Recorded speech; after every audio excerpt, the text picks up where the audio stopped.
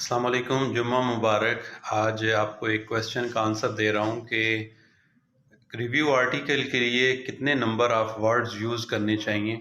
तो इसके लिए मैं आपको आसानी से समझने के लिए एज़ पर गूगल पॉलिसीज़ या गूगल के ऊपर जो आंसर दिए गए हैं उसके ऊपर ले चलता हूँ और फिर अंदाज़ा लगाते हैं कि हमें कितने आर्टिकल में वर्ड यूज़ करने चाहिए।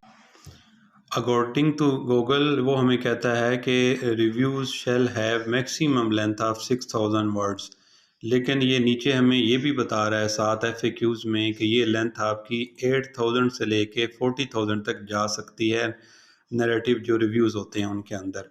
तो इसमें हमने एवरेज देख लेना होता है हम अपने कंपटीटर्स को कि उन्होंने कितना लिखा हुआ है, लेकिन इसका मतलब ये नहीं है कि अगर टॉपिक कवर ना हो रहा हो तो आप मज़ीद नहीं लिख सकते। टॉपिक को मुकम्मल कवर करने के लिए ऑडियंस के लिए आप मैक्सिमम वर्ड लिख सकते हैं।